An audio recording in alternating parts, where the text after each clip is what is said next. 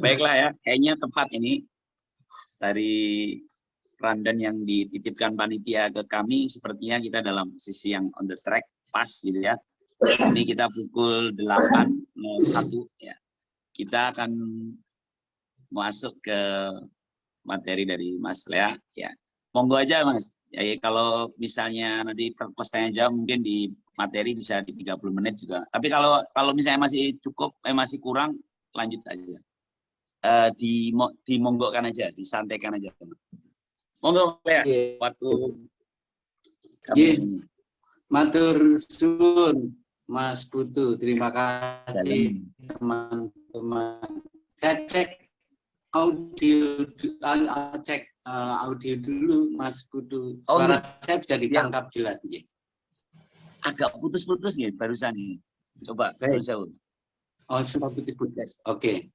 Nanti kalau putus-putus saya dikasih tahu saja biar saya ulangi. Soalnya sinyalnya kurang bersahabat. Posisi di mana Mas Lea ini Mas? Karena di sini banyak sahabat. Ya. Posisi di mana? Sedang di posisi mana? Posisi di rumah. Oh, sinyalnya kurang bersahabat karena para sahabat berkumpul di Zoom ini. Jadi di luar sahabatnya habis. Pada masuk ke sini semua. Harusnya ada yang di luar. Biasanya saya yang di luar, jadi saya jadi sahabat sinyal biasanya. Ya, tapi saya sinyalnya ini. Ya, saya tertarik dengan apa tadi guyonannya Mas Putu.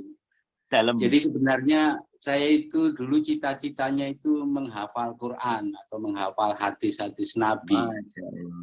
Tapi mungkin kalau secara ingatan masih mampu ya, tapi secara makom, secara spiritual barangkali memang belum waktunya. Jadi gagal terus menghafal Quran, menghafal hadis Nabi.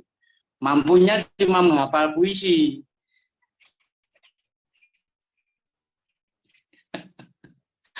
Makomnya cuma sampai di situ. Jadi menghafal puisi yang panjang-panjang masih bisa, masih mampu karena itu kan makomnya makom manusia ya. Makom apa namanya alam lah kehidupan. Tapi kalau makom yang lain tidak mampu. Jadi sebenarnya ini makom terendah dari manusia di depan Tuhan, menghafal puisi itu. Ya, ini guyonan saja sekaligus kiat. Kiatnya kenapa bisa hafal itu? Ya karena saya gagal menghafal kitab suci dan hadis Nabi. Bisanya cuma menghafal puisi. Siap. Itu teman-teman sebenarnya apa yang diajukan tema atau judul acara malam hari ini itu termasuk berat itu. Beratnya karena di referensi itu nggak ada atau belum ada atau tidak leluasa. Buktinya saya sempat ngobrol dengan Mas LG soal yang benar itu teatrikal atau teaterikalisasi puisi kan begitu. Tapi begitu kita rujuk di KBBI itu yang ada kan teater. Teater bukan teatrik. Nah, teater dapat isasi dari teaterisasi. Itu kalau merujuk KBBI. Tapi ada yang bilang ya yang benar teatrikal. Artinya masih banyak perdebatan dan referensi tentang kata teatrikal itu sendiri sebenarnya masih debatable. Tapi intinya berasal dari diksi teater. Teater itu ya bisa berarti gedung pertunjukan, bisa berarti ruang dengan kursi-kursi ke samping dan ke belakang untuk perkuliahan, untuk acara ilmiah dan seminar, atau bisa berarti semacam pementasan drama atau pementasan sandiwara yang di dalamnya ada cerita, ada konflik antar tokoh manusia. Itu satu.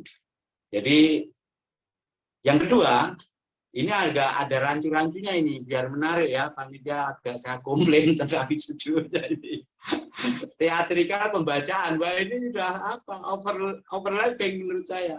Sudah teatrikal pembacaan, tapi nanti akan saya urai bahwa bisa saja ada benarnya ya. Pembacaan yang teatrik ya, pembacaan yang punya karakter atau punya kualitas seperti pementasan. Tapi pembacaan. Padahal yang namanya pementasan drama, pementasan sandiwara, pementasan teater itu nggak ada yang baca. Ada sih drama namanya apa namanya pembacaan naskah drama, itu ada pakai naskah. Ya, tapi kita kembali ke ini, ke teatrikal pembacaan puisi. Nah, ini menurut saya agak overlapping, ini agak boros ini kalau menurut penyair, diksinya bertumpuk-tumpuk ya. Nah, tapi nggak apa-apa, bisa kita perdebatkan. Tapi itu semua sebenarnya berdasarkan dari teknik baca puisi. Nah, makanya saya merujuk satu materi sebagai pemicu saja, Mas Budo dan teman-teman. Ya, semua itu berasal dari teknik baca puisi. Karena rata-rata pembacaan puisi, pergelaran puisi itu membawa teks membaca, ya, tidak menghafalkan. Kalau menghafalkan itu sudah deklamasi, seperti monolog, ya itu jenis yang berbeda sebenarnya. Jadi kalau judulnya pembacaan puisi, yaitu baca puisi.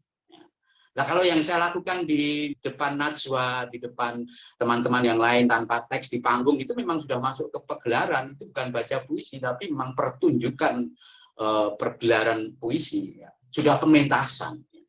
Sudah tanpa teks. Itu. Tapi akan saya urai dari teknik baca puisi dulu. Jadi itu semua butuh teknik.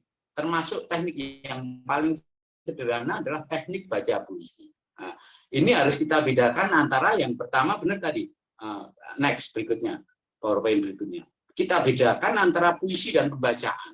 Nah, ini banyak teman-teman, bahkan sastrawan, ya, itu sering tidak bisa membedakan antara fungsi kesastrawanan dan fungsi keaktoran, fungsi pemeranan. Maksudnya begini, puisi itu seni sastra. Seni sastra. Dia karya sastra. Berwujud teks. Karya dari penyair. Ingat ya, jadi puisi itu adalah hasil dari seni sastra. Atau salah satu genre seni sastra yang wujudnya teks. Ya, ditulis oleh penyair, itu puisi. Nah, kalau baca puisi atau pembacaan, kalau di Indonesia itu dikenalnya sejak Rendra pulang dari Amerika, itu poetry reading. Baca puisi, pembacaan puisi atau poetry reading itu seni peran. Wujudnya apa? Pembacaan puisi. Yang ahli melakukan siapa? Aktor, aktris, disebut deklamator atau deklamatris perempuannya.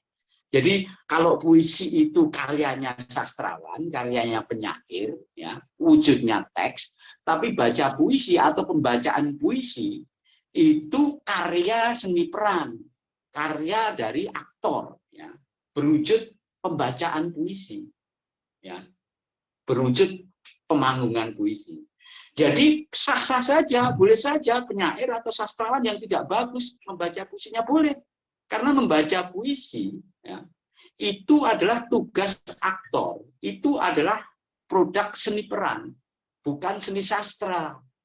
Kalau penyair menulis puisi jelek, lah itu problem. Karena itu produk dari seni sastra. Ya. Tapi penyair baca puisi jelek nggak apa-apa, itu banyak.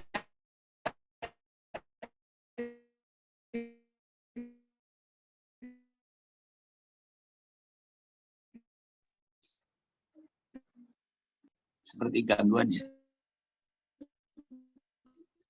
Putus di tempat saya. Ya.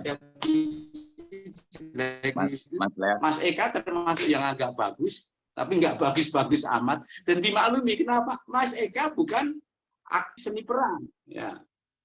Bagus dan boleh karena memang mereka ya.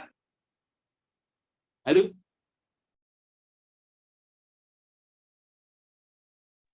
Terputus ya? Terputus. Pak Lea terlempar keluar sepertinya.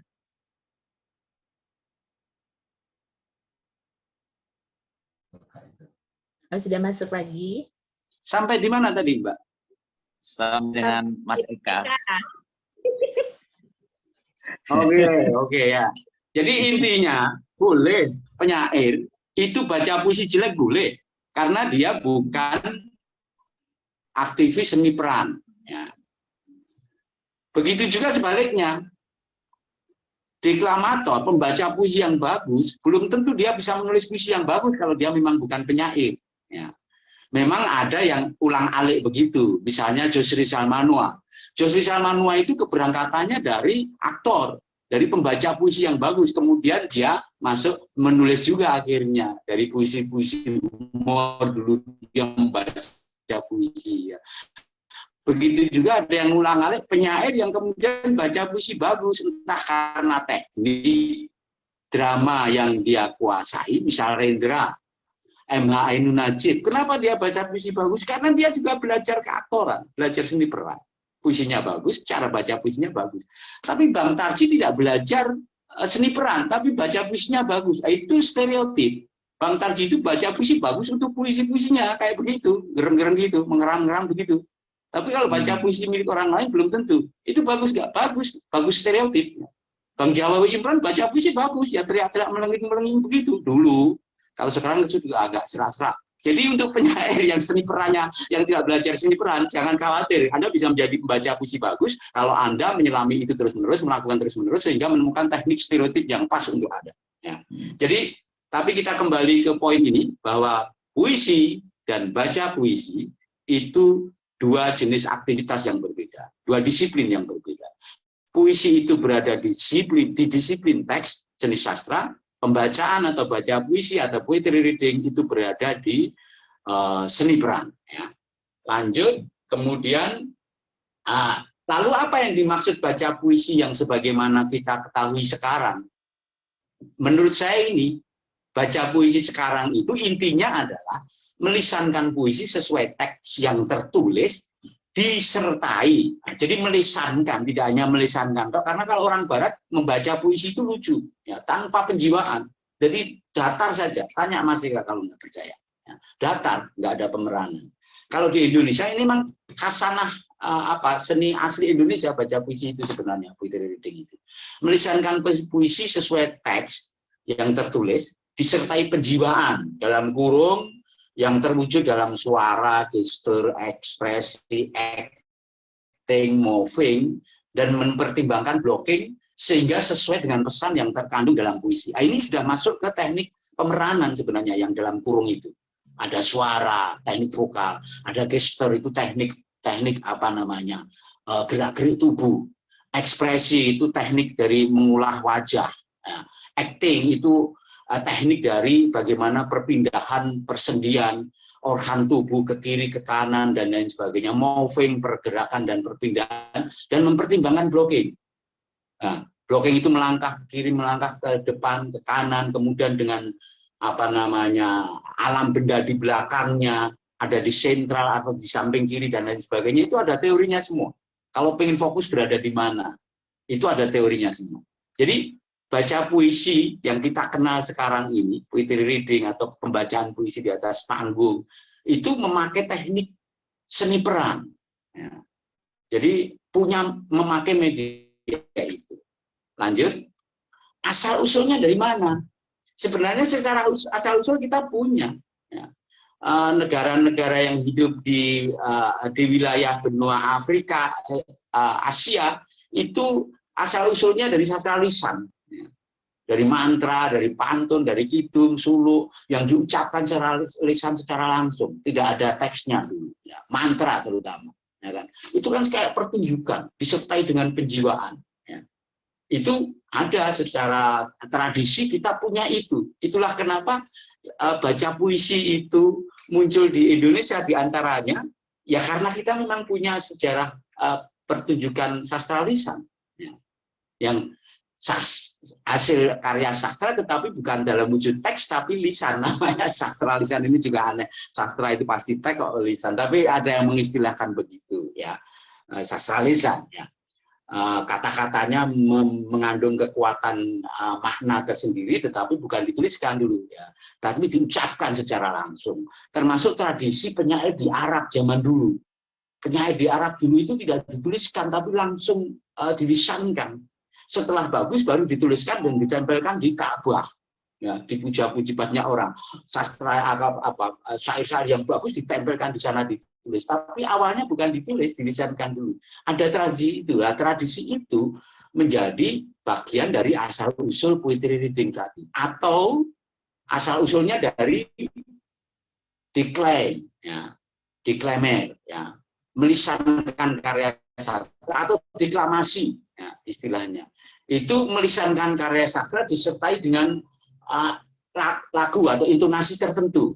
Kalau ada sumur di ladang, boleh kita menumpang mandi, naik turun begitu. Ya, tanpa teks, ya. Ada intonasi tertentu, kemudian gerak tubuhnya ya begitu. Ya.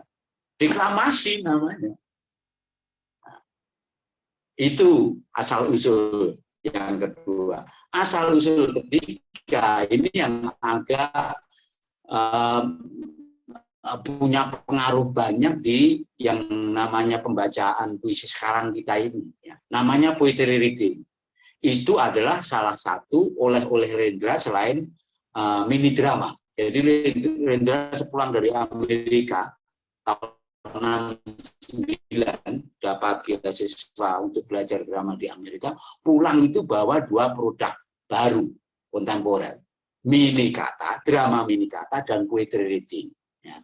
Cara Rendra membaca puisi dengan cara yang indah bentuk tradisi baca puisi kita ini, termasuk di lomba-lomba, termasuk penyair-penyair sekarang. Kalau menurut Mas Riantiarno, Rendra itu cara baca puisinya melodius dan indah. Poetry reading cara Rendra adalah poetry reading yang membaca puisi dengan indah dan melodius, memakai teks. Nah, kalau saya menyadari itu, saya nggak mau akhirnya belakangan nggak mau berindah-indah, nggak mau melodius. Makanya kalau saya baca puisi ya rusak-rusakan kan, lepas teks, wah kemana-mana, loncat-loncat, teriak-teriak. Itu supaya ada bedanya saja, atau eksplorasi dari itu supaya muncul satu yang berbeda. Karena sudah tahun 69. Ya, jadi harus ada pembaruan. Menurut saya begitu. Ini guyonannya begitulah ya, semacam humor lah. Jangan kayak begitu terus ya. Baca puisi jangan kayak begitu. Ya, termasuk apa yang dimunculkan oleh panitia tadi, teatrikal pembacaan puisi. Barangkali itu sesuatu yang bisa kita tradisikan ke depan, yang berbeda dari poetry reading yang sudah lama 69. Kalau bahasa kasarnya udah kuno itu. Mas Rendra udah menemukan tahun-tahun sekian, sampai sekarang masih baca puisi kayak gitu, Mas. Nggak malu sama almarhum Rendra. Kalau di seni peran memang begitu ya. Itu asal-usulnya. Tapi bagaimanapun harus kita akui kalau di dalam Islam itu sanadnya memang ke Rendra, sanadnya ya. Asal-usulnya dari sastra lisan, dari deklamasi, dari poetry reading. Ya, itu harus diakui. Itu asal-usulnya. Kemudian akan saya urai sedikit-sedikit. Next itu ada teknik. Teknik itu kalau di dalam KPBI ya cara, memang harus ada cara yang dilakukan, harus ada cara yang kita pelajari. Kalau kita nggak tahu caranya ya akhirnya pembacaan puisi itu yang nggak jelas kemana-mana. Itu memang kita harus punya kepandaian ya, untuk melakukan sesuatu yang berhubungan dengan seni. Nah, berhubungan dengan seni ini di dalam baca puisi berhubungan dengan teks dan seni peran. Jadi mau tidak mau, Anda kalau ingin menjadi pembaca yang handal, membaca puisi yang handal, Anda harus memperdalam metode seni peran. Tidak hanya sekedar teks saja. Termasuk yang stereotip yang ditemukan oleh Bang Jawawi, ditemukan oleh Bang Tarji, ditemukan oleh MH dengan Solo dan lain sebagainya, dengan memasukkan ayat-ayat agama Islam. Ya, itu teknik yang dia pelajari terus-menerus. Ya. Termasuk Mas Eka dulu baca puisi bawa properti begitu. Ya itu kalau dipelajari terus-menerus menjadi teknik baru di dalam pembacaan puisi, menurut saya. Tapi bahwa baca puisi, pembacaan puisi itu harus dengan teknik. Entah teknik itu yang sudah ada maupun teknik itu yang kita gulati terus-menerus dan ketemu teknik yang baru, itu harus dibuktikan. Harus dibuktikan dalam waktu yang lama dan harus intens melakukan itu. Nah, barangkali kalau teman-teman lihat saya baca puisi kayak gitu, kaki gedruk-gedruk, itu teknik yang coba saya kembangkan di atas panggung. Ya. Masing-masing pembaca puisi, masing-masing aktor punya teknik tersendiri untuk mencuri fokus, ya, untuk menyampaikan pesan, untuk berbeda. Tapi berbedanya bukan asal berbeda, berbedanya punya alasan tertentu paling tidak untuk memfokuskan penonton. Ya. Ada yang teriak dulu dari luar, judulnya teriak. Om Abdi itu kalau baca puisi aneh-aneh, dari luar teriak dulu, atau buka baju. Itu kalau dilakukan terus-menerus menjadi teknik milik Om Abdi ketika baca puisi. Ya. Tetapi kalau hanya asal buka, nggak ada artinya, ya itu akhirnya tidak menjadi pencuri fokus yang tepat dan maknanya kuat. Itu soal teknik. Jadi teknik ini penting. Entah itu Anda pelajari dari yang sudah ada maupun yang Anda cari. Nah, kemudian berikutnya adalah baca. Baca di dalam pembacaan puisi itu, ya memang harus baca dalam artian mengeja atau melafalkan yang tertulis atau mengucapkan. Ya. Definisi yang kedua atau yang ketiga memang harus diucapkan. Kenapa harus diucapkan? Karena orang harus dengar, harus jelas. Nah, di dalam teknik membaca ini ada teknik artikulasi, ada teknik vokal, ada teknik pernapasan. Ya kalau ngomong itu. Jadi penyair yang ingin membaca puisi dengan baik, ya dia harus belajar membaca secara teknik vokal yang benar. Ya. Artikulasi, pernapasan, kekuatan hentakan suara, ya, dan hal-hal yang berkaitan dengan mulut dan vokal dan pernapasan. Mau tidak mau. Itu tentang baca. Jadi bacanya bukan baca yang untuk sendiri, tapi memang baca untuk orang lain yang suara harus terdengar. Dan tidak usah malu-malu. Eksplorasinya memang begitu. Ya. Kemudian berikutnya teknik baca dan puisi. Nah, ini menarik. Puisi ini menarik. Dan ini ada sambungannya dengan seni peran ternyata. Terutama definisi puisinya H.B. Yasin. Ya, yang pertama itu menarik sekali. Puisi itu kalau menurut H.B. Yasin kan sebuah pengucapan yang dengan perasaan, yang di dalamnya mengandung pikiran dan tanggapan. Jadi puisi, teks puisi, karya sastra yang namanya puisi itu semacam aspirasi penyair, penulis, semacam kegelisahan penulis yang diucapkan, ya. Bekalnya apa? Bekalnya perasaan. Dia sangat memahami perasaan, sangat menggunakan perasaan, tetapi juga diseimbangkan dengan pikiran, logos, logika. Jadi puisi logikanya nggak nyambung, yaitu kalau menurut H.B. Yasin ya bukan puisi yang bagus. Puisi yang tidak menyita perasaan penyairnya, tidak dibekali dengan perasaan penyairnya, bukan puisi yang bagus menurut H.B. Yasin. Tapi apakah sudah cukup ketika pikiran, perasaan itu direpresentasikan di dalam? Belum cukup. Itu semua menurut H.B. Yasin untuk menanggapi, sebagai tanggapan penyair terhadap fenomena yang di dalam puisinya. Jadi tanggapan. Nah, kalau teori atau definisi puisi menurut H.B. Yasin ini disambungkan dengan teknik seni peran, itu pas. Mas, Mbak. Pas. Jadi baca puisi itu memang representasi dari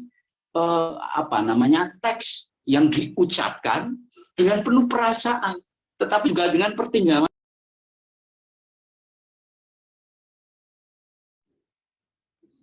Terputus ya?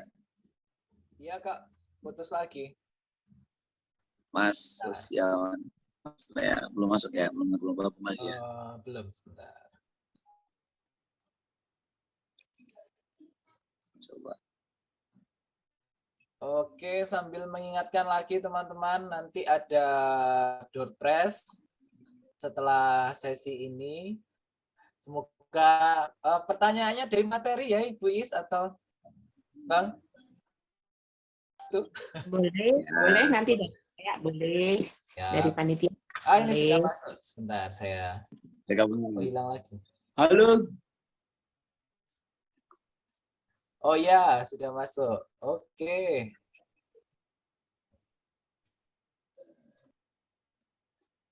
Halo, putus lagi ya? Iya. Oke, oke, oke. Kita sampai di definisi Habib Yasin tadi ya. Itu saya Ya. kira yang paling mewakili kalau kita mau menelaah tentang seni baca puisi. Yang lain-lain juga mewakili, tapi lebih ke mewakili teori teks sastranya. Ya. Semacam dari Rahmat Djoko Pradopo, Rab Waldo, itu lebih ke teks. Tapi untuk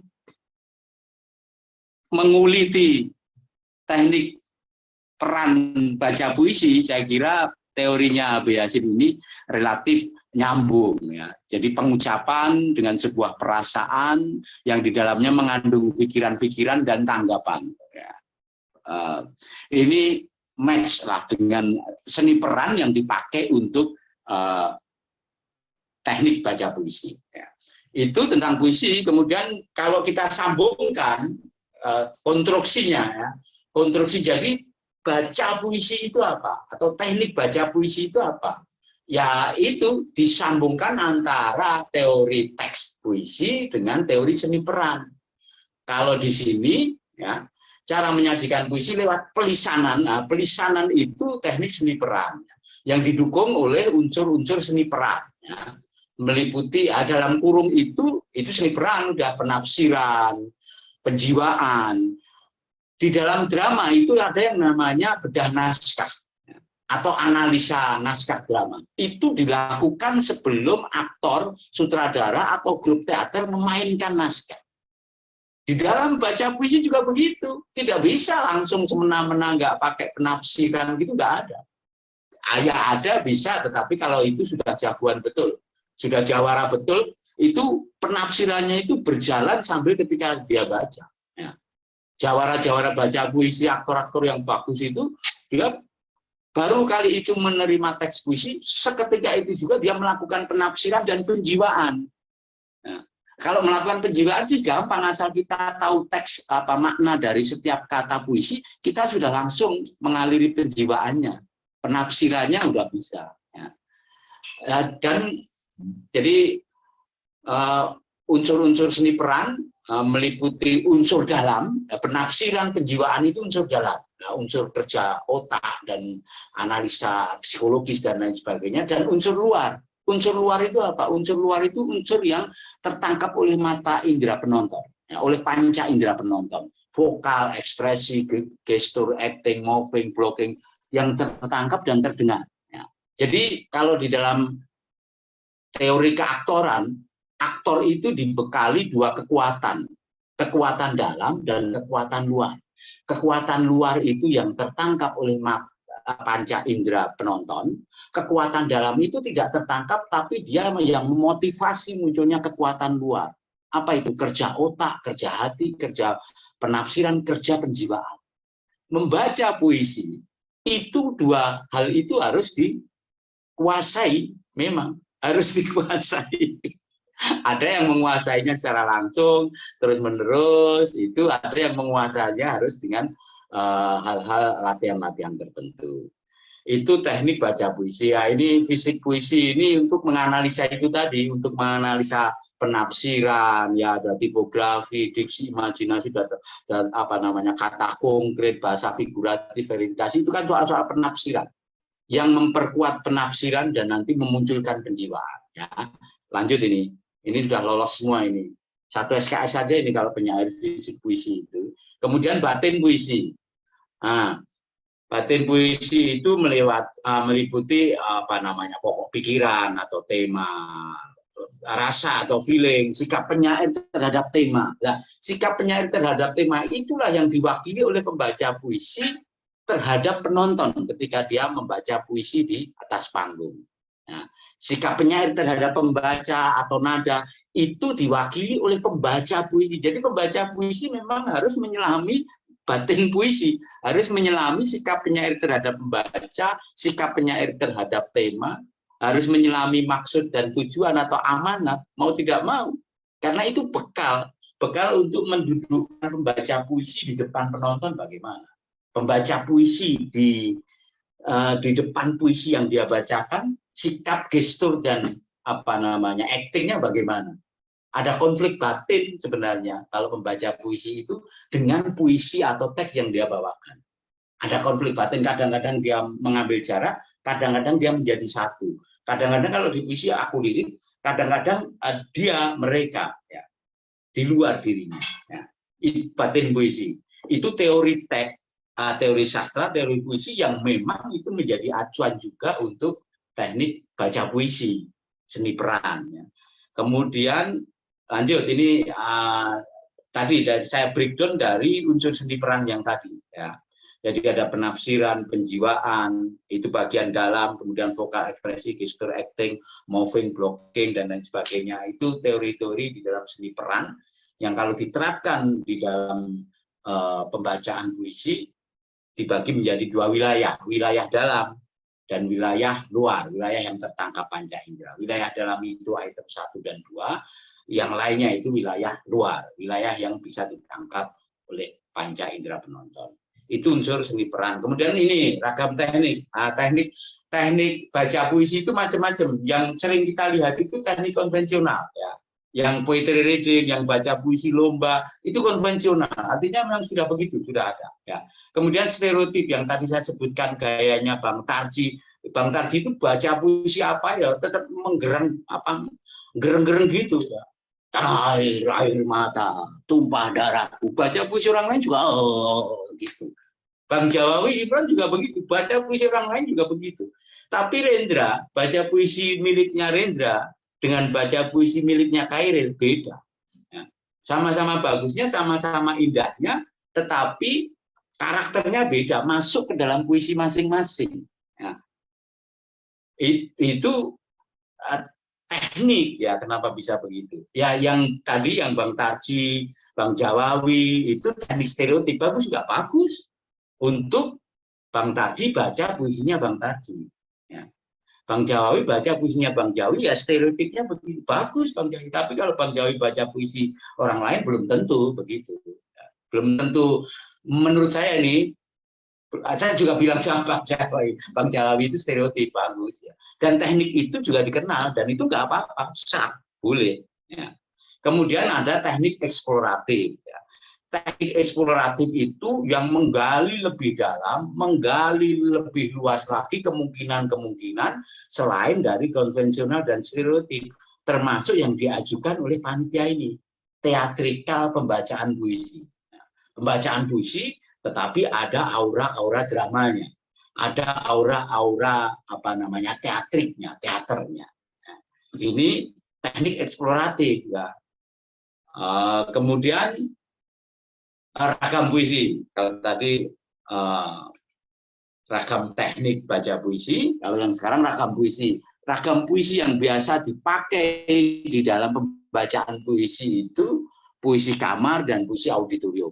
Puisi kamar itu yang relatif perenungan ke dalam, ya, solilogi, desahan daun, alam raya, hubungannya dengan Tuhan, ya, yang sunyi-sunyi, yang sepi-sepi.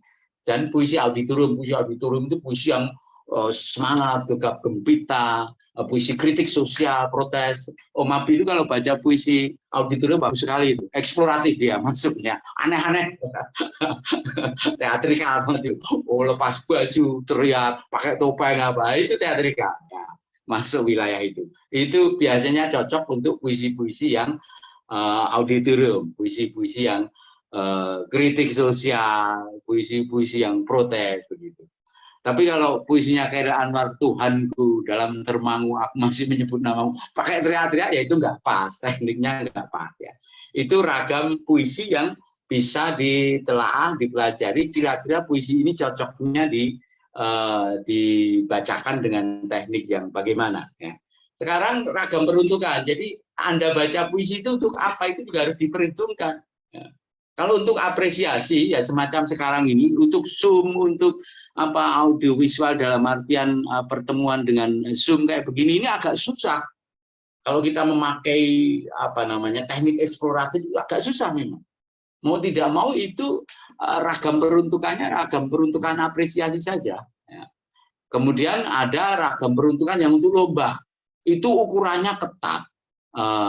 Ukurannya ketat itu standarnya jelas. Jadi tidak boleh overacting, tidak boleh terlalu keras, tetapi yang jelas terdengar. Ya. Yang paling pasti adalah seni perannya tidak boleh over. Ya. Itu yang untuk lomba. Berbeda dengan panggung. Yang untuk panggung itu bebas, karena panggung itu kan dia luas. Ya. Dalam artian mata penonton itu langsung berhadapan dengan pembaca puisi, dan biasanya yang namanya untuk panggung pementasan yaitu biasanya besar ya. Kalau kecil kan namanya kelas ya. Kemudian kalau untuk video itu yang penting komunikatif secara audiovisual, itu yang penting tekniknya sinematografinya pas ya. Kemudian tujuannya adalah viral. Jadi kalau kelas itu tujuannya untuk apresiasi, kalau lomba itu tujuannya untuk ukuran tertentu, kalau panggung itu untuk estetika, jadi boleh macam-macam kalau panggung akhirnya, memang lebih leluasa. Kalau video, ya komunikatif dan targetnya memang untuk viral, ditonton banyak orang, memang itu. Ya. Ini hal-hal yang berbeda. Tidak boleh saling ditukar. Jadi kalau kita di sini baca puisi dengan teknik panggung, lucu kelihatannya. Frame kamera ini tidak cukup mewadahi ekspresi pemanggungan. Ya, itu harus diingat. Kemudian itu semua pembacaan puisi itu semua, entah memakai auditorium, entah memakai kamar, entah memakai teatrikal, mau konvensional, mau stereotip, mau eksploratif, itu targetnya sama ternyata. Ini yang paling penting. Yang paling penting ini, targetnya itu apa? Amanat puisi sampai dan utuh. Utuh itu apa? Utuh itu tidak tertutupi oleh hal-hal yang aneh-aneh. Ya. Jadi, wah dia tampilnya unik, bagus, tapi dia ngomong apa ya tadi? Maksudnya apa? Itu berarti amanat tidak sampai. Ya. Jadi, jangan asal aneh. Kalau asal aneh, kemudian makna puisinya itu bias, ya kan? Misalnya pakai teriak-teriak, tapi sebenarnya bukan puisi protes. Ya akhirnya ya bias, kan? Jadi yang penting adalah amanat puisi sampai dengan utuh. Ya. Jadi tafsirnya memang harus benar, termasuk tafsir suasana. Jadi targetnya itu yang pertama. Yang kedua, ini nilai tambah bagi teks puisi. Jadi kalau Anda baca puisi tidak memiliki nilai tambah, mending baca puisi sendiri, baca sendiri, penonton bilang begitu. Berarti memang targetnya tidak tercapai. Kemudian yang ketiga, ketika tampil itu memikat. Tapi ingat, tidak sekedar memikat. Memikatnya itu amanat puisi sampai, kemudian nilai tambah bagi teks, ya, memikat. Jadi tampil itu terfokus semua. Terfokus bukan hanya karena teksnya, tetapi karena pembacaan Anda. Kadang-kadang teksnya biasa-biasa saja, tetapi pembacaan Anda itu komunikatif, penuh perasaan dan pahami, amanatnya sampai. Itu tiba-tiba puisinya bagus, padahal enggak, puisinya biasa-biasa saja. Puisi saya itu termasuk puisi yang biasa-biasa saja. Kalau nggak percaya, baca aja di buku itu. Kan banyak itu puisi-puisi saya itu yang ini biasa aja. Tapi kenapa ketika ditampilkan di panggung oleh Mas Ria, sepertinya kok bagus? Sepertinya karena ada perkawinan dengan seni peran. Sehingga ketika Anda melihat di YouTube, dengan Anda baca sendiri, itu bagus di YouTube. Itu yang menunjukkan bahwa apa yang saya lakukan, pembacaan itu punya nilai tambah, menjadi pertunjukan yang memikat, ya. Dan paling tidak amanat puisi sampai. Itu semua. Kemudian target yang terakhir adalah meninggalkan kesan mendalam. Meninggalkan kesan mendalam itu jadi ingat terus, ya, seperti pengakuan teman-teman tadi, nggak tahu itu pengakuan jujur atau pengakuan memuji atau apa, karena ada saya, wah saya ingat Mas Ria kalau baca puisi di YouTube bagus. Saya nggak tahu apakah itu memang meninggalkan kesan mendalam atau apa, saya nggak tahu. Tapi memang ya targetnya 4 itu. Ya. Yang paling penting adalah yang pertama, yang penting amanat sampai dengan utuh, ya. Itu. Tapi semua penting akhirnya, karena sebuah seni pertunjukan ya, sebagai sebuah seni pertunjukan, seni pembacaan baca puisi itu juga akhirnya memang harus menjadi pertunjukan yang memikat, ya. Menjadi pertunjukan yang meninggalkan kesan yang mendalam, menjadi dia mempunyai nilai tambah. Sama dengan teks drama, teks sandiwara, ya kan? Ketika belum dimainkan, dibaca biasa saja, tetapi kemudian ketika dipanggungkan, dia punya nilai tambah. Novel ketika kemudian difilmkan, dia punya nilai tambah. Meskipun kadang-kadang kalau tidak berhasil, ya sineasnya tidak berhasil, orang kadang-kadang lebih enak membaca novelnya daripada melihat filmnya ini. Nah, misalkan, berarti itu nggak punya nilai tambah. Mengurangi malah, mengurangi nilai. Ya, tapi itu subjektif ya. Saya kira itu untuk pancingan Mas Putu dan teman-teman, kurang lebihnya mohon maaf. Silakan saya kembalikan ke Mas Putu. Terima kasih. Terima kasih Mas Lea, luar biasa sekali. Katanya udah lengkap betul. Saya dapat banyak insight ya, banyak hal baru yang ternyata saya memang banyak nggak ngerti dunia puisi ya. Beda puisi sebagai teks dan dibaca aja tadi saya agak kaget. Ternyata. Makasih sekali Mas Lea, ini sangat luar biasa. Namun sebelum tanya jawab, itu sudah banyak teman yang di chat yang minta ingin waktu untuk tanya jawab. Ini ya Mas Lea, ini sudah ada yang masuk pertanyaan. Mungkin kita ambil dari chatting dulu aja ya. Yang pertama masuk ini Mbak Denting Kemuning ya. Mbak Denting Kemuning ini menanya, puisi termasuk sastra pertunjukan, apa pertunjukan sastra? Mbak Denting Kemuning ini juga puisi ini. Kemudian mungkin langsung dua ya Mas Lea ya. Karena yang pertama kan kayaknya Ya. Langsung dua, yang berikutnya Mbak Nora nih, Mbak. Nora Septiarini ini penyair Jogja nih. Dia menanyakan tentang salam Mas Lea, saya Nora, menulis puisi dan baca puisi sangat lekat. Terkadang saat menulis sembari membayangkan baca panggung. Namun kesulitan bagi saya adalah menciptakan struktur dramatik yang khas ya, dalam yang saat dipanggungkan bisa diinterpretasikan dengan timbre, tempo, nada, gestur, dan ekspresi yang tepat dan estetik. Bagaimana cara menciptakan struktur dan analisis dramatik dalam menulis puisi tanpa terpatok pada puisi pamflet atau pembacaan yang meledak-meledak. Adakah tip dan triknya dan skemanya? Monggo Mas, ini dua pertanyaan, boleh langsung dijawab. Silakan Mas Lea. Langsung ya Mas. Oke, monggo. Dua pertanyaan ya. Iya. Yang kedua dulu yang struktur dramatik itu ya. Boleh, siap. Itu sebenarnya begini. Itu sebenarnya kecurangan itu.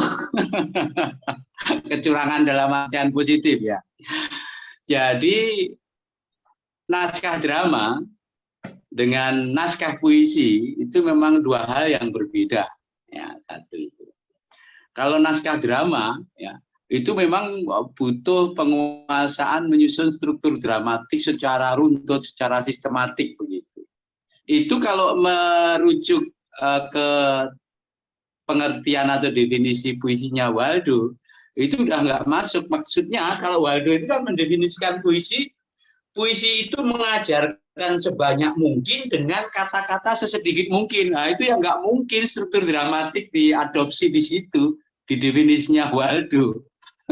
Makanya, tetapi kemudian ada temuan-temuan yang disebut oleh para ahli namanya puisi naratif ya. Jadi puisi yang urut, rata-rata puisi panjang. Puisinya Mas Willy itu bukan beberapa ya, banyak ya yang puisi-puisi naratif ya. Balada terbunuhnya Atmokarpo, kemudian tentang Maria Zaitun itu ya kan, kemudian khotbah. Ada puisi-puisi panjang yang di situ agak susah dibedakan apakah ini teks puisi atau apakah ini teks drama kan begitu. Struktur dramatiknya sangat kelihatan sekali ya. Nah, kalau kita berangkat dari puisi murni, sebagaimana misalkan definisinya Waldo, definisinya Biasin seperti yang saya tengahkan tadi, atau definisinya Rahmat Djoko Pradopo, yang dia itu hanya menangkap kesan-kesan. Kalau Rahmat Djoko Pradopo, puisi yang bagus menurut Rahmat Djoko Pradopo itu adalah penciptaan dengan cara menangkap kesan-kesan, kemudian memampatkannya. Bagaimana mungkin puisi yang menurut Rahmat Joko Pradopo itu dipampatkan, kemudian di situ ada unsur struktur dramatik yang komplit, katakanlah begitu ya. Tetapi belum punya penyair-penyair yang menulis puisi-puisi naratif, ya. Linus, ya kan, MH nulis puisi-puisi naratif, ya. Itu barangkali salah satu cara untuk pertanyaan itu tadi. Bagaimana caranya? Ya pendekatannya pendekatan Anda seperti menulis naskah drama. Tetapi kemudian diksi-diksinya itu dipilih. Kalau naskah drama kan rata-rata diksi-diksinya diksi-diksi normatif ya, kata-kata biasa dan lain sebagainya. Ya kan? Tinggal itu dimampatkan. Itu salah satu cara. Salah satu cara yang sederhana adalah Anda tulis saja seperti Anda mau menuliskan naskah drama. Kemudian dilakukan proses editing, kemudian dimampatkan kata-kata atau baris-baris yang tidak efektif potong, dimutilasi, kemudian struktur dramanya utuh, tetapi teks puisinya juga muncul, ya. Suasana puitisnya muncul. Ya. Kalau drama kan suasana logika realisnya, logika kejadian peristiwa, yaitu dipotret dengan cara agak sistematik. Tapi kalau puisi kan boleh meloncat, boleh terputus, boleh pendek. Boleh ringkas. Bahkan Khairil bilang puisi itu adalah kristalisasi gagasan. Bukan struktur dramatik. Tapi nggak apa ya, ini guyon, gojek. Artinya itu memang bagus, nggak apa-apa. Barangkali dari situ kemudian, bukan barangkali ya, memang sudah di dalam puisi Indonesia itu diwarnai dengan puisi-puisi dengan struktur dramatik yang kuat. Banyak. Dan itu menurut saya bagi khasanah sastra, itu keanekaragaman yang baik, ada perkembangan. Jadi puisi itu tidak hanya berangkat dari teks yang mampat, teks yang padat, teks yang kesan, ya. Sehingga dengan cara begitu apresiasi tentang puisi itu meluas. Banyak masyarakat awam yang akhirnya mengenal puisi rata-rata dari mana? Dari puisi-puisi naratif, dari puisi-puisi yang ada semacam ceritanya, ada semacam struktur dramatiknya, ada suasana menyentuhnya, ada semacam sequel pengadeganannya, ada semacam itu, ada semacam pembagian tokoh-tokohnya, ya kan? Semacam itu. Dan itu bagus untuk perkembangan sastra Indonesia, bagus. Ya. Perkawinan antara struktur dramatik dengan situasi puitik. Ya. Tapi kiatnya diantaranya adalah itu. Atau kiatnya, kalau yang saya lakukan adalah ya saya agak terinspirasi juga dengan yang dikatakan oleh MH Ainun Najib, ya. MH itu dulu puisi-puisinya tidak begitu, tapi kemudian ketika dia terjun di wilayah publik, banyak jadi narasumber di masyarakat, kemudian ikut demo-demo pada waktu itu, kemudian puisinya itu menjadi media berkomunikasi dengan masyarakat, dia mengakui bahwa puisi saya babak belur, artinya estetika puisinya itu berubah. Ya, berubah. Artinya ketika menulis puisi, dia mempertimbangkan pendengar. Panjenengan bisa begitu, Mbak. Ketika Anda menulis puisi, panjenengan mempertimbangkan panggung, mempertimbangkan bahwa nanti puisi Anda itu akan dibaca secara langsung dan didengarkan banyak orang. Itu secara sendiri, secara alamiah, itu akan mengalami puitikanya, itu mengalami pencairan. Tidak terlalu rumit, ya kan? Tidak terlalu susah dipahami, didengarkan, sudah ya, ini itu konsekuensi. Tetapi itu nanti bisa dikembalikan, dikembalikan dalam artinya kualitas puitikanya itu akan muncul lagi. Buktinya MH belakangan juga puisinya bagus-bagus, meskipun ada unsur struktur dramatik. Puisi-puisi Rendra, Mas Billy, yang saya sebutkan puisi-puisi naratifnya bagus-bagus itu, ya. Meskipun di dalamnya ada unsur dramatiknya. Karena sebenarnya yang namanya puitik dan dramatik itu adalah hal yang menyentuh. Nanti Anda cari filosofi dari dramatis itu apa? Dramatis itu menyentuh. Puitis itu apa? Sama, puitis itu menyentuh. Cuma berada di genre sastra yang berbeda. kalau puisi itu definisinya seperti yang saya sebutkan tadi, kalau drama definisinya berbeda, ya kan, pengadeganan yang lebih sistematik. Tetapi dua-duanya itu menyentuh. Jadi jangan khawatir, jangan takut. Ya, asal kemudian ada kontrol, ya, ada kontrol bahwa kebutuhan itu adalah kebutuhan di dalam proses kreatif, ya, untuk memberi warna di dalam khasana sastra Indonesia. Jangan kemudian hilang, maksudnya hilang adalah kebablasan tidak bisa dibedakan lagi antara naskah drama dan naskah puisi misalnya. Nyampur. Nah, itu yang repot nanti akademisi sama intelektual puisi kayak Mas Eka bingung itu nanti ini nulis puisi apa nulis isi apa nulis naskah drama, nggak ada bedanya. Kekuatan kata di dalam puisi itu memang menjadi salah satu alasan untuk menunjukkan ini puisi. Ya. Siap. Artinya antara cair dan padat. Definisi sederhananya begitu. Padat itu puisi, cair drama. Ini definisi gampang. Ya itu jawaban untuk yang kedua. Yang Mbak Genting tadi apa ya? Pertunjukan sastra dan sastra pertunjukan. Nah, itu kan hukum diterangkan dan menerangkan, sudah jelas kan itu. Ya. Pertunjukan sastra itu ya pertunjukan yang modal yang isinya atau yang dipertunjukkan apa? Sastra, karya sastra. Ya. Karya sastra yang dipertunjukkan yang modalnya bahan dasarnya adalah karya sastra, pertunjukan sastra. Misalnya pertunjukan membacakan puisi, kemudian ya karya sastra yang itu kemudian dipertunjukkan. Modalnya itu, bahannya itu. Pertunjukan sastra itu bahannya adalah teks sastra, karya sastra. Kalau sastra pertunjukan, barangkali yang tadi dipertanyakan itu masuknya ke situ. Jadi menulis karya sastra yang ada unsur-unsur pertunjukannya. Tapi kalau yang jelas, contohnya adalah naskah drama itu sastra pertunjukan, sastra yang memang harus ditonton, harus dipertunjukkan. Ya harus ditampilkan, dan makanya naskah drama itu dibaca sendiri ya nggak enak. Wong itu memang harus ditampilkan. Jadi sebagai karya sastra, drama atau naskah drama itu sudah selesai. Tetapi sebagai karya pertunjukan dia belum selesai. Itu ya Mbak Genting ya. Tapi kita kayaknya merujuknya yang itu pertanyaan tanggapan kedua ini menarik ini tadi.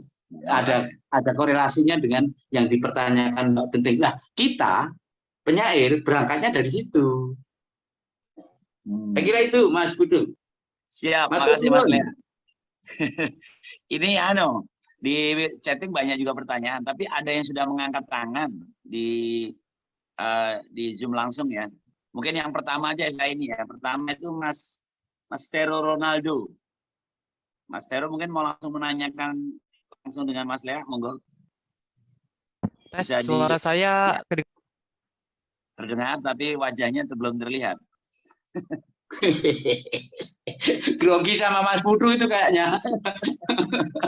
Tenang Mas, kalau soal penampilan saya teman Anda. Oke. Gitulah. Mas Lea nih, mohon izin bertanya Mas. Terkait pembawaan puisi secara teatrikal tadi kan ya Mas ya.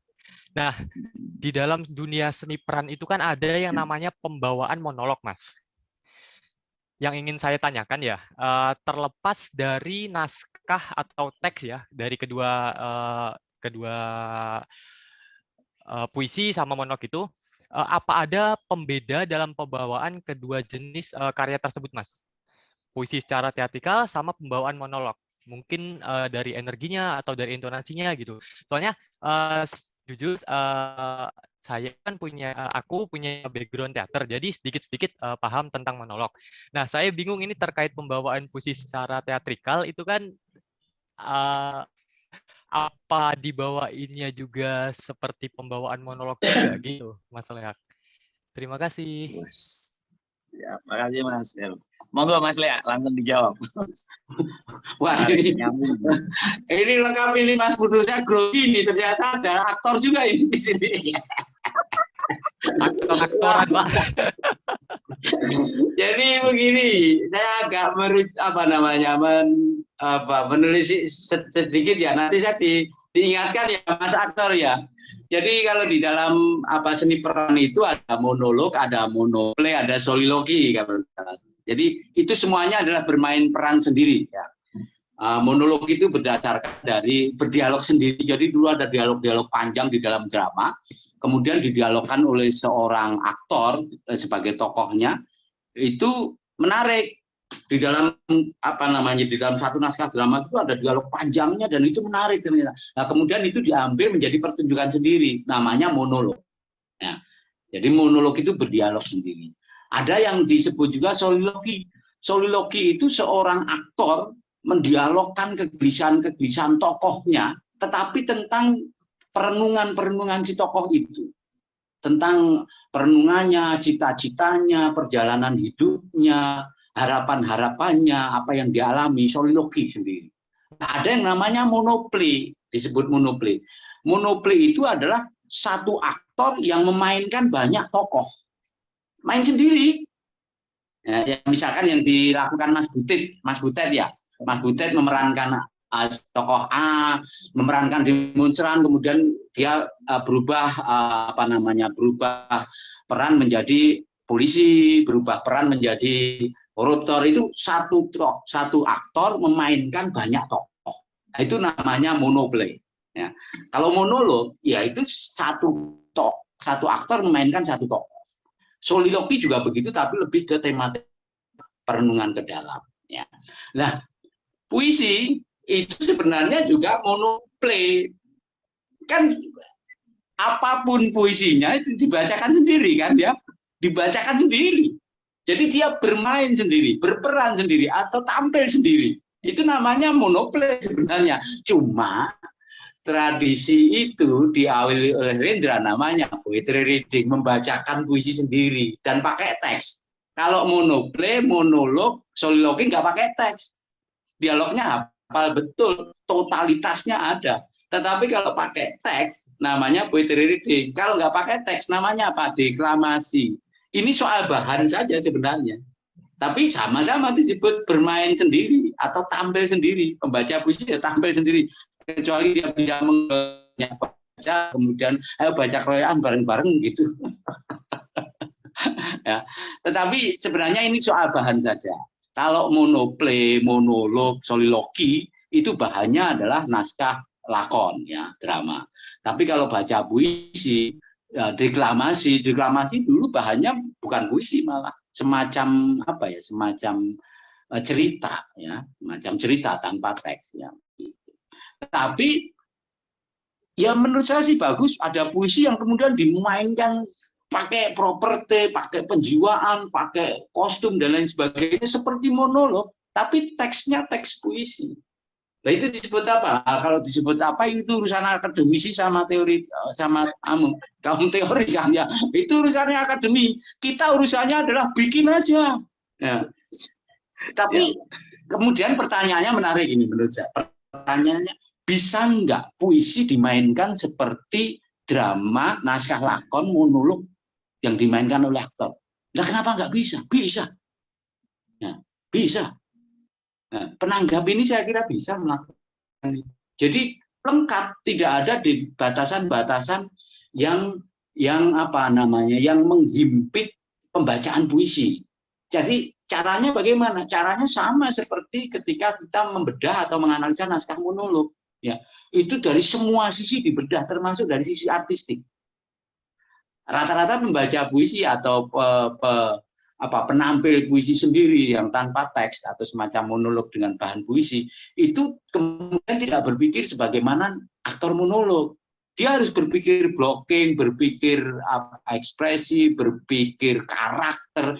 Puisi itu, ya, meskipun di situ tidak ada pemilihan tokoh, ya, tidak ada struktur dramatik yang jelas, tetapi di dalamnya itu selalu ada konflik antar dua kegelisahan, misalnya begitu. Tadi yang saya terangkan di puisi itu ada ada sikap penyair terhadap tema, sikap penyair terhadap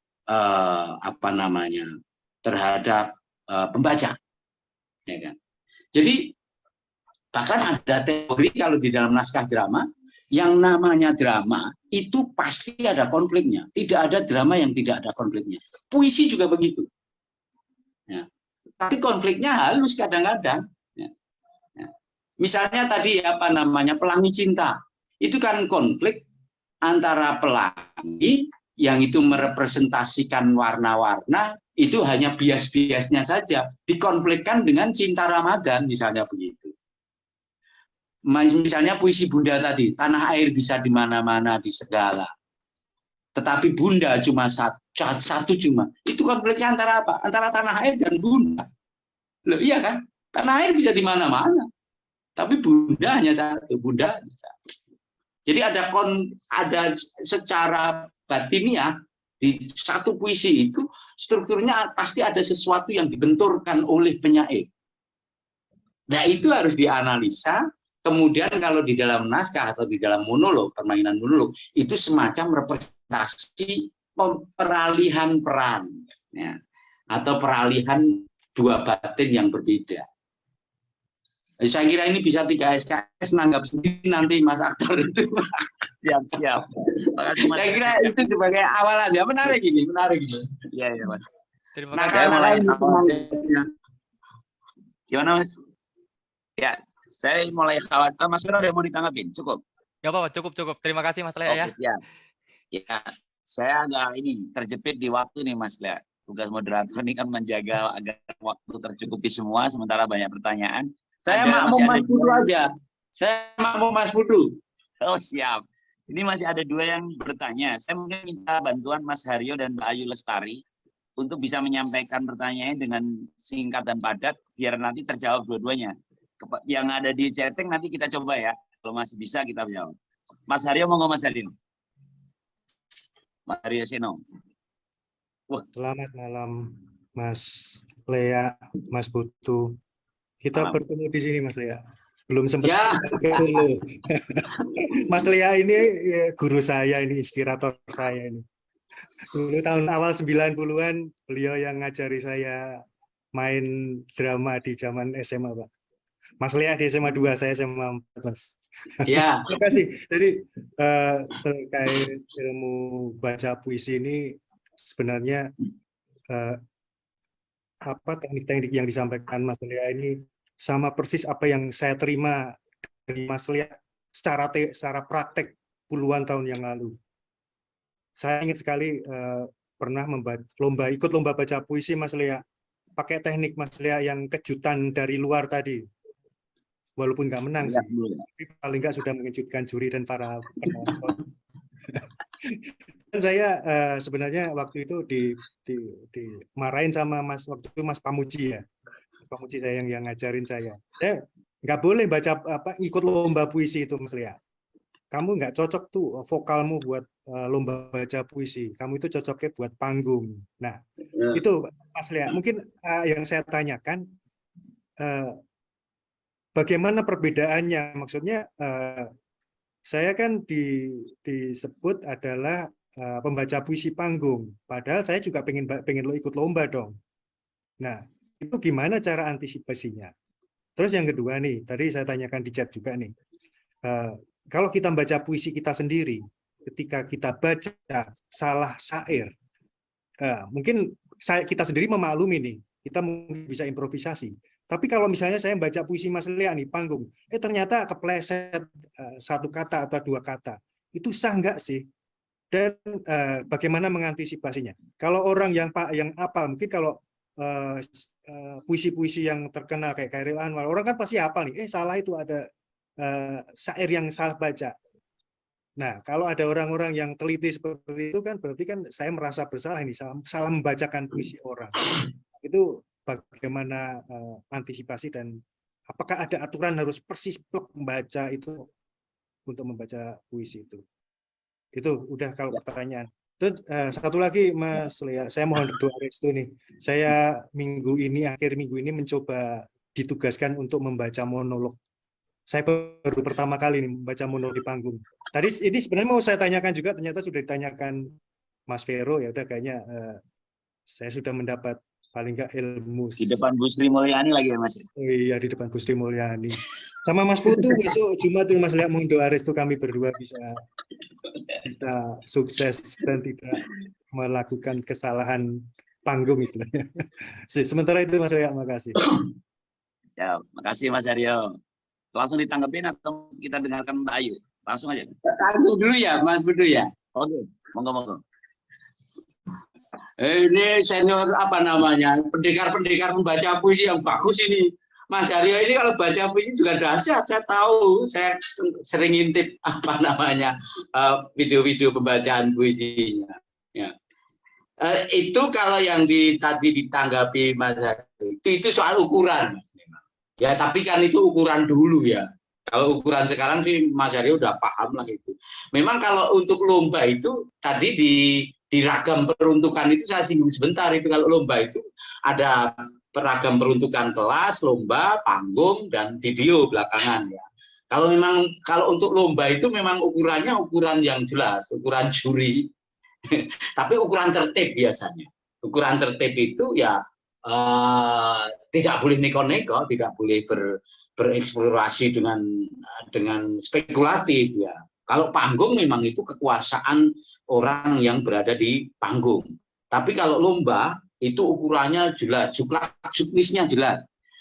Ibarat rumus ya, itu kalau di panggung itu apa namanya, media seni perannya jangan banyak-banyak, paling 25% begitu. Media teksnya yang dimunculkan ya 75%, artinya acting itu jangan besar-besar, memang blocking juga jangan banyak-banyak. Kalau banyak-banyak nanti komposisinya jadi tidak terukur, teksnya tidak sampai memang. Jadi kalau lomba itu memang ketat, kemudian tidak boleh overacting, kemudian rata-rata itu teks itu sampai di lisan, kemudian media seni peran yang lain, ekspresi, gestur, acting, blocking, moving, itu hanya pendukung sekitar 25% saja. Fokusnya lebih kepada pelisanannya. Itu kalau lomba. Tetapi kalau panggung ya relatif itu. Jadi saya sendiri kalau juri ada peserta seperti baca puisi seperti saya ketika di YouTube ya jelas kalah, karena itu memang untuk panggung. Loh, Mas saya itu baca puisinya udah mirip Mas Lea loh. Kok kalau jurinya Mas Lea malah kalah, itu panggung kamu pakai untuk lomba kan gitu. Jadi saat porsi kelebihan porsinya. Dan sebenarnya di video juga begitu ya. Mata kamera dengan mata penonton dan mata juri. Mata penonton kan banyak, kalau mata juri kan rata-rata 3. Kemudian mata kamera itu detail, dia bisa mendekat, bisa menjauh sendiri ya. Tetapi kalau juri dia posisinya di situ. Kalau penonton matanya banyak. Maksud saya adalah kenapa panggung itu rata-rata eksploratif, karena matanya banyak dan jauh ya. Jadi kadang-kadang detailnya tidak penting, yang penting besar ya. Kalau kamera tidak. Kalau besar, Anda out frame, saya begini, tangan saya hilang nih, tinggal lengan nih, ya kan? Harusnya begini. Ya kan? Juri juga begitu. Juri itu 3 cuma. 3 kali 2, 6 matanya. Letaknya di samping kiri, kanan, tengah. Kalau penonton antara samping kiri dan tengah, ada di mana-mana ada. Jadi kenapa panggung relatif lebih besar, kurang detail, boleh tidak detail, ya? Karena detail yang kecil-kecil tidak kelihatan. Ya. Itu karena ukuran. Ya. Kalau lomba itu ukurannya ukuran normatif memang, tertib. Ya. Teriak dari luar nggak dinilai itu. Kalau lomba itu yang dinilai sejak dia muncul di depan juri, sejak baca judul sampai selesai. Kalau ada titik mangsa, titik mangsa. Ya kan? Di luar itu enggak dinilai. Anda teriak-teriak Mas Aryo Sino dari jalan udah teriak-teriak, turun mobil teriak-teriak judul, enggak dinilai itu kalau juri yang benar. Pakai nyanyi-nyanyi padahal di teksnya enggak ada nyanyian, enggak dinilai itu. Ya. Jadi memang saklek kalau lomba. Tapi saya kira Mas Aryo udah tahu itu. Itu kemudian pertanyaan berikutnya, kalau dipertunjukkan ya, the show must go on. Jadi kesalahan teks ya nggak peduli, jalan terus. Maaf salah nggak usah. Kalau panggung loh ya. Tapi beda dengan lomba. Kalau lomba itu ada yang ambil the show must go on, ada yang kemudian mengulangi. Ya, itu tergantung kebijakan juri. Tapi kalau di panggung, kesalahan itu dianggap nggak ada. Dan yang paling penting dari setelah kita mengalami kesalahan atau kecelakaan teks dan lain sebagainya, seolah-olah itu nggak ada, kemudian fokusnya lebih direbut. Staminanya harus diangkat. Rata-rata kita ketika mengalami kesalahan, itu langsung down. Jangan. Begitu down kelihatan. Irama pembacaan Anda akan belakangnya akan lebih kacau. Begitu salah, anggap nggak ada, naikin. Ya. Fokusnya dinaikin, staminanya dinaikin, kemudian penampilannya lebih diperkuat. Itu menurut saya. The show must go on kalau panggung. Itu Mas Kudu. Matur nuwun Ya. Mas Daryo. Matur nuwun Mas Lea. Makasih Mas Lea, luar biasa. Kayaknya satu lagi boleh ya Pak, Mas Lea. Silakan. Ini Mbak Ayu ini udah dari tadi ngangkat kayaknya. Saya udah izin sama Mbak Iis selaku panitia, kayaknya nggak apa, panjangan dulu dikit lah. Silakan Mbak Ada Ayu. satu lagi. Ya, Putu, Mbak Ayu, mungkin ada Bapak ya Pak ya. Ya Mbak Ayu, monggo. Ya. Oke, terima kasih atas waktunya. Selamat malam. Assalamualaikum warahmatullahi wabarakatuh. Ingin bertanya, sebelumnya Ayu ini salah satu penggemar rahasia Pak Sosiawan Leak. Wis. Karena puisinya sangat luar biasa dan ya menyentuh hati saya. Oke, langsung ke pertanyaannya Pak Leak, izin tanya. Apa sih Pak perbedaan dari membaca puisi dan musikalisasi puisi? Nah, kadang ada yang agak kebingungan, ini sebenarnya tuh ranahnya musikalisasi puisi atau baca puisi sih kayak gitu. Kan sama-sama dibaca nih, tapi kan mungkin ya ada perbedaan. Nah, mungkin bisa dijelaskan lebih rinci untuk Pak Sosiawan Leak. Terus yang kedua, apakah untuk menyampaikan amanat atau pesan di puisi itu harus apa namanya abstraktif atau tersirat kayak gitu sih Pak? Kan puisi kan ada yang untuk pesan moralnya itu bisa langsung kayak wah ini nih pesan yang disampaikan. Kan ada juga puisi yang dengan kata kias tapi sebenarnya menyampaikan pesannya kayak gitu. Itu sih Pak. Terima kasih. Assalamualaikum warahmatullahi wabarakatuh. Waalaikumsalam warahmatullahi wabarakatuh. Monggo Mas Lea. Ya, itu apa gejalanya relatif sama lah ya. Musikalisasi puisi, baca puisi, teaterisasi puisi. Jadi itu proses membuat sesuatu yang bahannya puisi. Kalau dramatisasi puisi atau teaterisasi puisi itu adalah pementasan drama atau pementasan teater, materi dasarnya adalah puisi. Atau puisi dibikin menjadi semacam pementasan teater. Ya, ada penokohan, dibagi, bait-baitnya, baris-barisnya, kostumnya diperhatikan, blockingnya ditata dan lain sebagainya. Ya, ada pembagian penokohan seolah-olah begitu. Ya. Musikalisasi puisi itu adalah memusikkan atau memproses suatu gubahan musikal ya, dari bahannya apa? Puisi. Ya nggak bisa Mas, musik nggak bisa. Musik yang kita tahu misalnya ya itu kan ada lagu, ada syairnya, ada liriknya, kemudian ada melodinya, kemudian ada harmonisasi atau orkestrasi bunyi, ya kan ada nada disatukan menjadi musik kan begitu. Nah itu diumpamakan begitu, dianalogikan begitu. Musikalisasi puisi itu dianalogikan begitu. Jadi teks puisi kemudian diproses sedemikian rupa menjadi produk musik kan begitu, ya kan? Padahal teksnya ada yang dinyanyikan, ada yang kemudian diiringi musik, ya kan? Dan ada konsep sebenarnya, ada konsep bahwa puisi sendiri, ada puisi tertentu yang berhasil, yang di sana semacam ada orkestrasi puisi. Ya. Maaf ini untuk muslim, untuk teman-teman muslim tahu ini soal tajwid misalnya ya. Di dalam Al-Qur'an itu cara membaca Al-Qur'an itu ada aturannya apa namanya tajwid itu. Ada yang panjang, ada yang pendek, ada yang menghentak, ada yang kemudian konsonan itu mati dengan kuat misalnya begitu. Nah, itu musikalitas dari satu sisi tertentu. Nah, puisi juga begitu. Musikalitas puisi itu ada rima, ada irama, ya kan, ada persamaan bunyi yang diatur sedemikian rupa oleh penyairnya begitu. Puisi-puisi saya banyak melakukan itu ya, melakukan semacam rumus-rumusan musikal ya. Apa namanya, konsonan yang mati dengan berat, nanti baris berikutnya juga mati dengan berat misalnya. Apa namanya, depannya A, akhir katanya, belakangnya juga A misalnya begitu. Itu musikalitas ya, musikalitas tersendiri ya. Ada intonasi, dinamika dan lain sebagainya.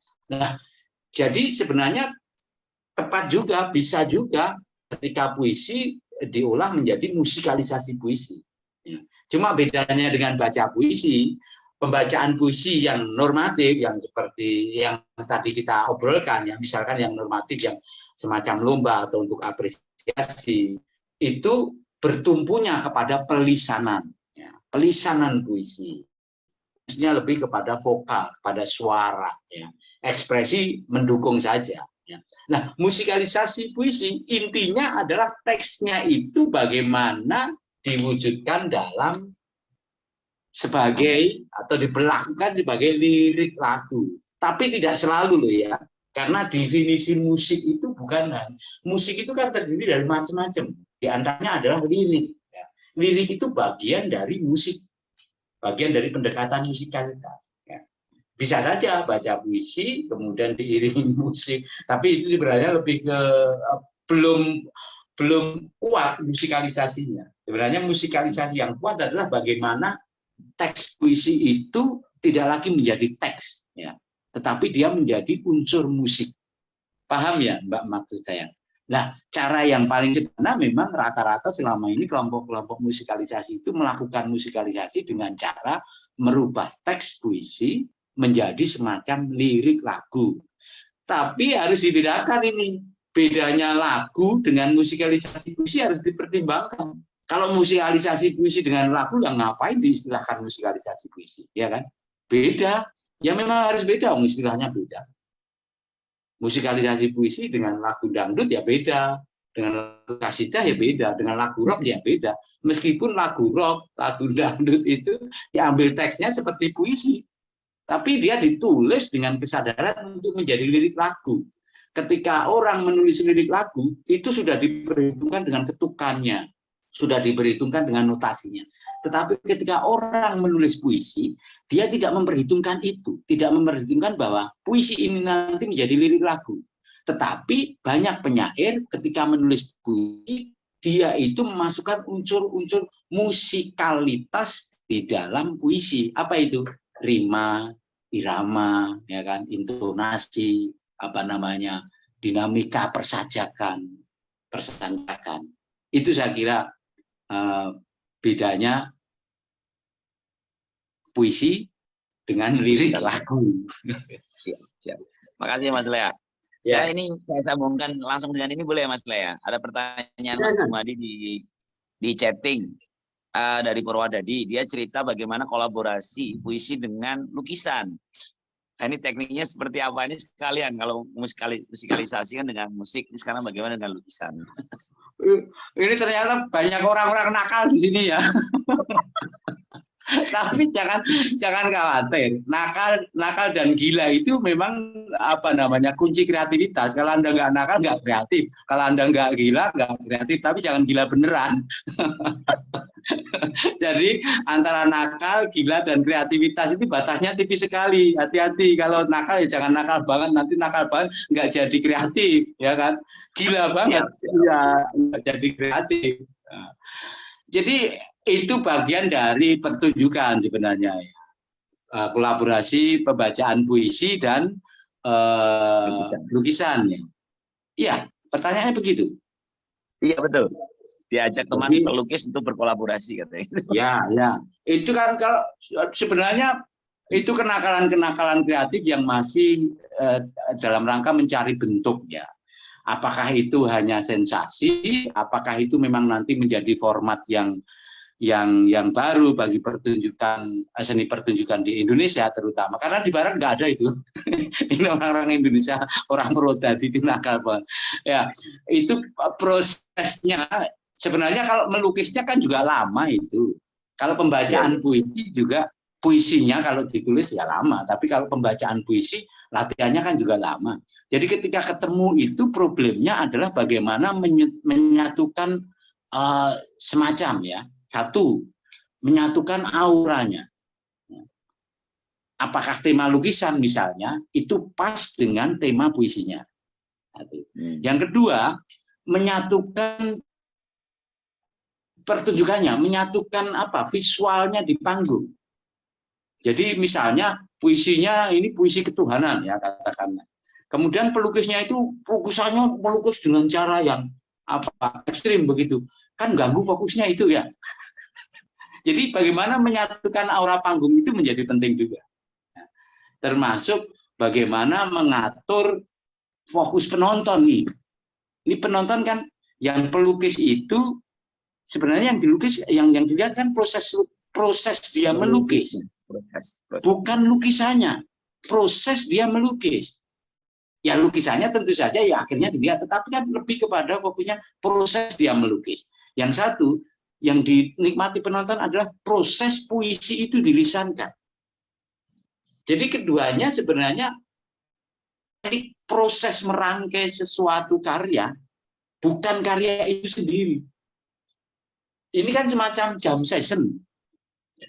Iya. Sesuatu yang belum baku. Tapi saya bisa menerima, dan saya terakhir juga diminta, bukan diminta ya, dipaksa sama panitia di Kendal itu, maksudnya kolaborasi sama pelukis. Ya akhirnya yang saya lakukan adalah unsur-unsur seni peran saya, ya, mendekati pelukis misalkan, organ tubuh saya, acting saya, kemudian saya fokuskan kepada pelukis, kemudian saya menghilang di balik lukisan, pelukisnya yang nampak. Jadi unsur-unsur pertunjukannya ya memang lebih dibutuhkan di situ. Apakah puisinya tidak penting? Ya penting. Pentingnya adalah dia menjadi semacam, kalau sapu itu yang menjadi tali itu loh Mas. Dia menjadi benang, ya ikatannya. Ikatannya apa? Tematik. Tema antara puisi dengan lukisannya. Dan kebetulan waktu itu temanya sama. Saya ngomong tentang seorang tokoh, di lukisan itu melukis si tokoh itu. Oke. Paham ya? Jadi realnya itu. Kemudian kenakalan-kenakalan yang lain silakan, kalau saya gitu. Iya kan? Tapi realnya memang harus dipegang dulu ini. Kalau realnya nggak kepegang, itu penonton bingung itu. Pendengar juga bingung. Ya, realnya dipegang dulu. Satu tema dulu, kemudian auranya baru dibangun, aura pertunjukan, aura visualisasi dari kolaborasi itu, ya kan? Itu. Saya kira teruskan Mas kegembiraan itu. Mas Jumaji ya. Makasih Mas Lea. Saya kayaknya tergoda untuk nakal Mas. Saya tadi sebenarnya sudah dicolek sama panitia untuk mengakhiri tanya jawab, tapi saya mau nakal ini karena yang angkat tangan Ki Pujo nih, kayaknya boleh Ki Pujo, tapi dikit lagi. Kayak biar lebih gila malam kita ini, biar lebih nakal. Monggo Ki Pujo, jangan panjang-panjang ya Ki. Oh siap. Terima kasih. Sebelumnya ya mohon maaf ini ke Alia ini karena tadi memberanikan diri untuk membacakan puisi Watatitanya yang beberapa jam yang lalu baru saya baca utuh, sehingga ketika tampil ada beberapa yang salah-salah eja gitu ya. Ini tembakan dari penafsiran dan lain sebagainya, jadi ya yang ingin saya dapatkan ilmu dari Pak Lea kali ini, karena saya dengan Bu Kristi kebetulan sama-sama pendidik. Kalau saya di SD, mungkin Bu Kristi kalau nggak salah sama. Musim-musim Agustus itu musim-musim adanya lomba, terutama lomba-lomba baca puisi buat anak-anak. Nah ini sebenarnya kalau dari penggiat seni seperti Pak Lea ini, baca puisinya anak-anak ini yang pas itu yang bagaimana? Apakah yang gaya model-model sanatnya ragam baca puisinya seperti MH atau mungkin yang lainnya Merak itu W.S. Rendra atau siapa? Ataukah mungkin yang memang dari sudut kekanak-kanakannya itu gitu loh. Jadi apa ya model seolah-olah dewasa atau memang yang kanak-kanakannya? Yang mana ini untuk batasan-batasan di wilayah umpama di lomba baca puisi anak? Ini kami agak kesulitan ini. Itu makasih. Juga mohon maaf tentunya atas segala keterbatasannya. Gitu, Pak. Ya, makasih. Langsung ya Mas Lea ya. Nah, ya. Jawab.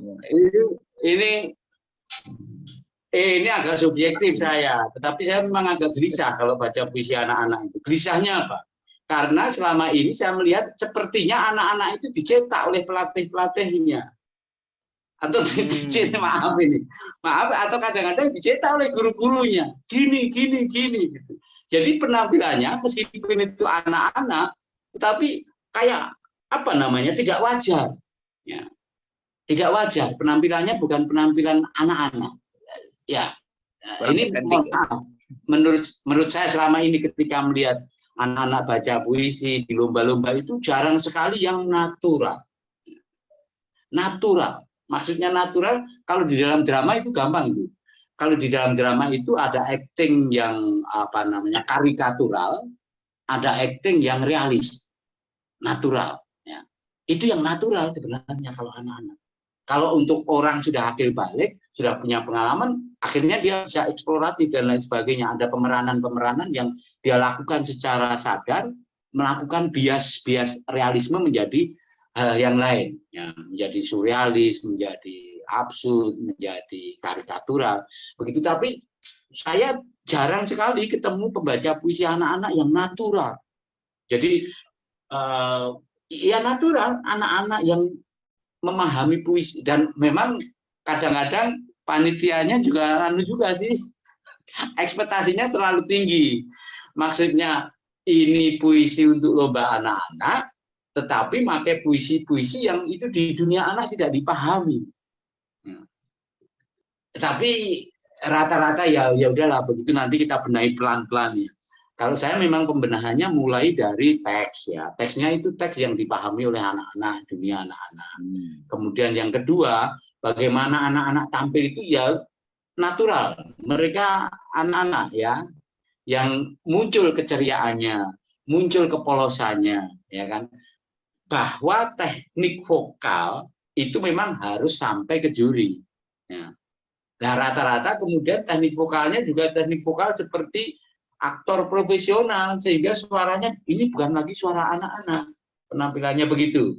Kalau ini sih semacam pandangan subjektif saya ya, Mas Pujo ya. Saya juga gelisah kalau ngomong soal anak-anak. Makanya ini semacam harus kita benahi bareng-bareng, mulai dari teman-teman yang kebetulan jadi juri, jadi panitia, jadi pelatih. Ya, kalau ngelatih anak-anak, ya bukan dengan pendekatan dicetak kayak batu bata itu ya dicetak, enggak. Apalagi ngelatih puisi, ya udah mulai dari penafsiran, kita mengarahkan saja. Termasuk teknik itu ya kita hanya melatari saja, hanya nyangoni, tidak harus berdiri misalnya begitu. Ya. Saya kira ini subjektif ini Mas Pujo. Tapi saya gelisah kalau anak-anak. Saya pengen ada anak-anak baca puisi, ya itu suaranya suara anak-anak, kemudian penampilannya natural, ya tidak bukan seperti pelatihnya, bukan seperti gurunya misalnya begitu. Nah, kalau cara sederhana, cara gampangnya kalau di dalam drama ada acting realis dan acting karikatural. Nah, di baca puisi banyak anak-anak memakai analogi karikatural itu. Ya. Yang mereka memang sebenarnya bukan di wilayah itu, natural. Kalau definisi sederhananya, kalau saya senang yang anak-anak baca puisi secara natural itu. Siap. Oke. Terima kasih Mas Lea, luar biasa. Kayaknya pesan ini akan tersampaikan ke anak-anak, Pak Mas, karena kebetulan ini saya lihat banyak Pak Guru dan Bu Guru ya. Ada Ki Pujo, ada Mbak Kristi, ada Mbak Nora, ada Mbak Iis sendiri. Itu kan kayaknya Pak Guru dan Bu Iya. Guru ini bisa. Harus tadi dimulai dari genitri kalau gitu ya. Harus dimulai dari Iya, genitri. bisa ini. Kita mengarahkan ke aslian anak otentik ya, biar anak tetap otentik dengan cara membaca puisinya. Mencerahkan sekali. Iya. Kayaknya yang ya, tanya jawab cukup ya. Udah sangat molor nih, saya Iya, udah sedikit. dipelototin Yang Mbak Pak Iis nih. Larung terwakili ya. Mohon maaf Pak Larung tadi sepertinya sudah terwakili juga di pertanyaan Mbak Nora tentang Ya. dramatikal dengan tadi itu. Iya Pak Ya. Putu, monggo. Siap. Teman-teman sekalian, saya teringat sesuatu kayaknya ini kurang afdol kalau belum ada kata penutup dari Mas Lea. Boleh Mas Lea? Mungkin Mas, dari banyak pertanyaan dan juga termasuk pengumuman kami itu mungkin ada yang ingin disampaikan, monggo Mas Lea sebagai penutup. Iya. Saya sebenarnya selalu ketakutan kalau disuruh buka atau menutup gitu. Karena saya orangnya biasanya ya kita supaya terus ketemu, supaya ya tidak selesai lah ya, tidak selesai. Iya. Kalau tidak selesai berarti ya terus ya. Tapi oke lah, begini ada satu apa namanya, barangkali satu hal yang kita semua harus, bukan kita semua, saya terutama, tidak penting menjadi penyair. Yang penting adalah menjadi manusia. Tidak penting menjadi manusia. Yang penting adalah menjadi orang yang baik. Tidak penting menjadi orang yang baik.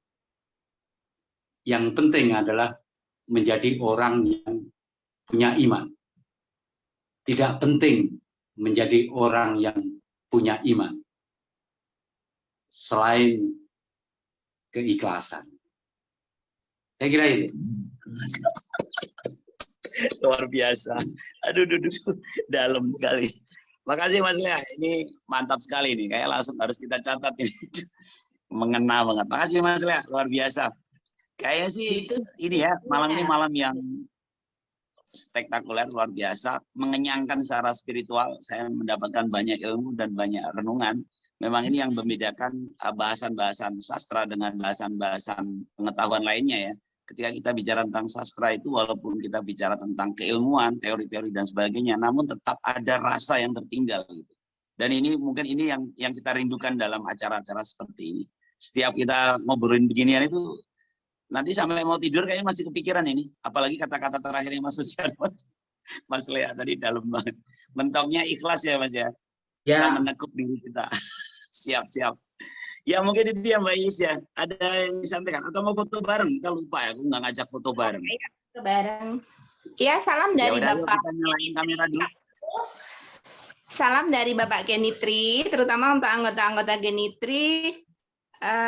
Tetap semangat berpuisi. Dan di puisi itu banyak sekali yang harus dipelajari, tidak hanya sekedar utak-atik diksi, kritik sana sini perihal diksi, tetapi banyak sekali yang harus kita kembangkan, dan semoga apa yang minggu lalu dikatakan Pak Putu, puisi bisa menekuk emosi kita sampai pada tadi kata Pak Lea, keimanan itu yang penting, mudah-mudahan bisa mengantar kita sampai ke sana. Dan mudah-mudahan dengan puisi kita bisa membangun satu peradaban yang baik untuk negara kita. Itu aja sehingga kedepannya jadi aman dan damai, cinta damai. Itu pesan dari Bapak Genitri. Terima kasih. Terima kasih Pak Sinji. Ayo mau foto bareng ya? Siapa yang mau ngambil nih? Pak Iis atau Mas LJ? Mas LJ.